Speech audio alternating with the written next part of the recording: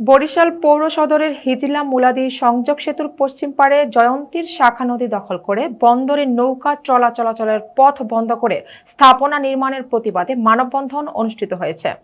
Senior staff reporter Liton Talukdar জানান, শনিবার বিকেলে বন্দর ব্যবসায়ী উদ্যোগে এই প্রতিবাদে মানববন্ধন অনুষ্ঠিত হয়। এ সময় মানববন্ধনে মোহাম্মদ শাহজাহান হাওলাদারের সভাপতিত্বে বন্দর ব্যবসায়ী মোহাম্মদ আমিনুল ইসলাম, মাহমুদ হাসান, মিজানুর রহমান, হাজি সিদ্দিকুর রহমান, মোয়াজ্জেম হোসেন, মাসুম, বিল্লাল সহ বন্দরের ব্যবসায়ীরা উপস্থিত ছিলেন।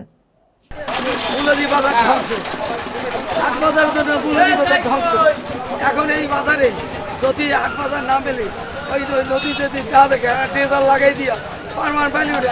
এত আমি ওনাকে ইউনো সাহেবে জড়িত, ইউনো সাহেব এসিলেন জড়িত আর যায়।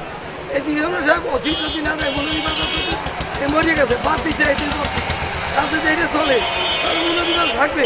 আর এই নদীকে বাইরে দেবে পারলে আগে জায়গা জমি খাইবে। ঠিক আছে, এই থাকবে না সরকারি এই জমিনের খাস খাস জমি নিয়ে খেলা খাইতেছে লুপ্তারাজ করবে। তাহলে ট্রেজার লাগাইছে ইয়ে সব কিছু বলে না, ইয়ে সব বলে এসিলেন বলে খারাপ বলবে না। তাহলে এটা কিরা কি করবে? মৌলভী বাজার থাকবে মৌলভী বাজার তো 100 টাকা করে বস্তা বাড়িয়েছে। যদি ওই নদী বাড়তি আরে 100 টাকা করে বেঁচে বাজার ডাক 8 বার সবই তো বাড়তি পয়সা চাইলে পার বস্তা 100 টাকা করে বেশি তারপরে বাঁচবে কোনো লোকাইতে পারবে না। মূলত আমি মানুষ হয় না এই দুর্নীতির কারণে।